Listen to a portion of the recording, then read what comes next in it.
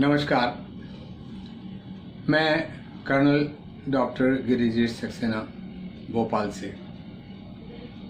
मैं आरणी साहित्य समूह की अध्यक्षा डॉक्टर श्रीमती मीनू पांडे का हृदय से आभारी हूँ, जिन्होंने मुझे ये पटल प्रदान किया और आपसे रूबरू होने का अवसर प्रदान किया। मैं 1947 में भोपाल में जन्मा। भोपाल में मेरी प्राथमिक शिक्षा प्राप्त हुई। उसके पश्चात मैंने हाई स्कूल तथा बीएससी नर्मदा महाविद्यालय होशंगाबाद से किया। 1966 में गांधी मेडिकल कॉलेज ज्वाइन किया तथा 1971 में अपना MBBS कंप्लीट किया। उस समय भारत पाक युद्ध की विभीषिका देश के सामने प्रस्तुत थी। मैंने उसी समय भारतीय सेना as a doctor army medical corps में कैप्टन के रैंक में ज्वाइन की। 2003 तक मेरा सफ़र जारी रहा और 2003 में मैंने अवकाश प्राप्त किया। उसके पश्चात मैंने प्राइवेट अस्पतालों आदि में भी कार्य किया। मैं अभी भी चिकित्सक के रूप में कार्यरत हूँ।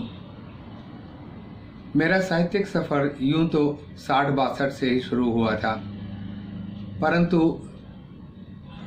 मेडिकल कॉलेज की पढ़ाई तथा सेना की सेवा के कारण मैं अपनी लेखन को प्रस्तुति और प्रसारण नहीं कर पाया, परंतु मन में एक ललक थी। 2003 में रिटायर होने के बाद मैंने एक मासिक पत्रिका द एक्समैन का प्रकाशन किया, जो 12-13 साल तक लगातार रहा।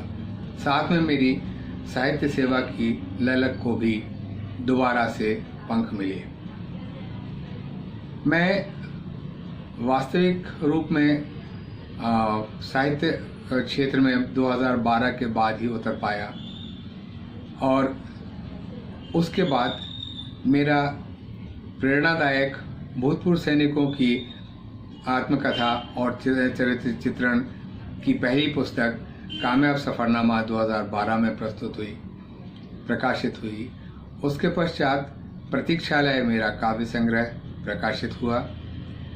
उसके पश्चात 2019 में मेरी चाणक्य के दाँत के नाम से लघु कथा प्रकाशित हुई और सितंबर 2020 में मेरा कहानी संग्रह सत्य तथ्य कथ्य प्रकाशित हुआ। अभी एक लघु कथा संग्रह, एक कहानी संग्रह और 3 कविता संग्रह मेरे प्रेस में हैं, जो प्रकाशन की प्रक्रिया में हैं और शीघ्र ही आप लोगों के सामने प्रस्तुत होंगे। मैं किसी विधा विशेष का विशेषज्ञ नहीं हूँ। एक कलमकार हूँ जो मन और मस्तिष्क में आता है उसको कलमबंद करता हूँ। इस कारण मैं किसी एक ही विधा पर अपना दावा प्रस्तुत नहीं करता। आज आपके सामने मैं कुछ लघु कथाएं लेकर आया हूँ, जिनमें सबसे पहली है उलट बांसुरी। हाय हाय बहू, कब सीखोगे तुम? मैं तो थक गई तुमसे। पता नहीं क्या सिखाया तुम्हारी माँ ने।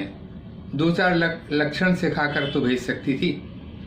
नहीं माँ, आपको भाभी को ऐसा कहना नहीं चाहिए। आप हमेशा इसी तरह भाभी को नीचे दिखाती रहती हो, उनको और उनकी माँ को कोसती रहती हो। शारदा, घर की बेटी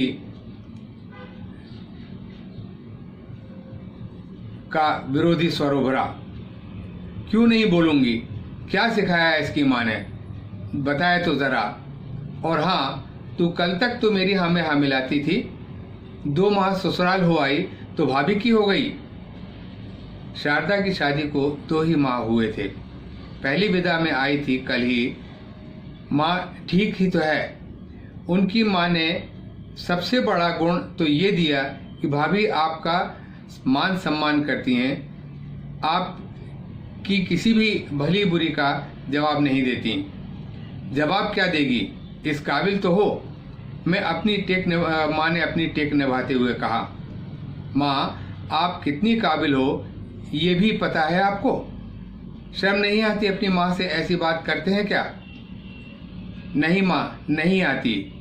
जो कुछ आप 2 साल से भाभी को बोलती रही मुझे सही लगता था, अब जब वही सब कुछ मुझे सुनना पड़ता है, कुलक्षणी कब सीखोगी? तेरी माँ ने क्या सिखाया है? पूरी बोडम है बोडम वगैरह वगैरह। तब मुझे लगता है आप कितनी गलत हो माँ। ला फोन दे, मैं समधन से बात करती हूँ अभी। नहीं माँ, आपकी समधन ने 2 साल से आपसे कोई बात की? हर माँ अपनी बेटी को अपनी तरफ से बेहतर सिखाती है और उनके घर में जो जैसा होता है वही भाभी ने सीखा। मेरे घर में जो जैसा होता है मैंने सीखा। ना भाभी ने आपके घर आने का से पहले कोई प्री कोर्स किया था, ना आपने मुझे ससुराल का कोई प्री कोर्स कराया। इसमें कुलक्षणी का क्या सवाल है? कहकर उसने अपनी भाभी को प्यार से अपनी बाहों में ले लिया। भाभी, मैंने अपनी माँ से जो सीखा वो सीखा, पर आपसे जो सीखा, शालीनता सीखी और व्यवहार कुशलता सीखी, वही आखिर मेरे काम में आई। दूसरी कहानी आपके सामने जो मैं प्रस्तुत करने जा रहा हूँ वो है सदी का धृतराष्ट्र। उनकी आज 50वीं वर्षगांठ है। नेह निमंत्रण आया था। नाम था मनमोहन धृतराष्ट्र एवं सुमति गांधारी, निवेदक शतपुत्र। मैं अचंभे में था। मैंने ऐसा निमंत्रण न देखा था न सुना था। वे समाज कल्याण एवं संस्कृति विभाग के शीर्ष पद से रिटायर हुए थे और कुछ सन की उदारमना विवादाध्यक्ष रहे थे। सुना भी था, महसूस भी किया था। बच्चों शिशुओं से उन्हें विशेष लगाव था। जहाँ कहीं लावारिस नवजात शिशु की जानकारी मिलती, पति पत्नी दौड़ पड़ते, उसे विधि विधान से गोद लेते। एक बड़ी सी जमीन पर बड़ा सा मकान बनाया। सब बच्चे उसमें समा जाते। जो कमाया उसी में लगाया। कहते यही मेरा शौक है, यही मेरा व्यसन है, बस लावारिसों को बाप का नाम और माँ बाप का प्यार मिले। आज का आयोजन उन्हीं शतपुत्रों द्वारा किया गया था। जब कोई उनकी सनक पर सवाल करते तो वे फिक्रा कसता तो वे जवाब देते, मैं इस सदी का धृतराष्ट्र और ये मेरी गांधारी। इसी तारतम्य में तीसरी लघु कथा जो मैं आपके सामने प्रस्तुत कर रहा हूँ वो है खून का रिश्ता। भाई और कितनी देर है? मनीषा की लड़की की शादी की रस्में चल रही थी। मंडप में खास रस्म होती है भात की, जो मामा द्वारा की जाती है। इसमें मामा की बहन के परिवार का पहरावनी और टीका किया जाता है। रस्म लेकर मनीषा का मुंह भोला भाई मनोज आया था। मनोज जात का धोबी था।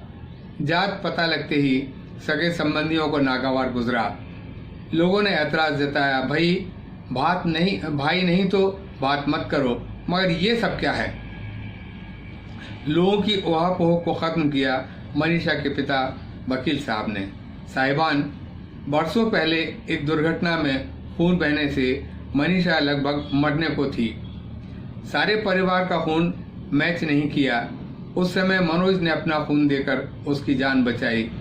अपना खून जहाँ काम न आया वहाँ धोबी का खून काम आया। खून का रंग धोबी, ब्राह्मण, शूद्र सबका एक जैसा होता है।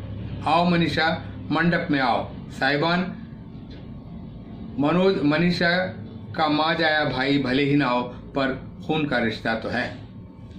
धन्यवाद। इसी के साथ में अपनी प्रस्तुति को विराम देता हूँ।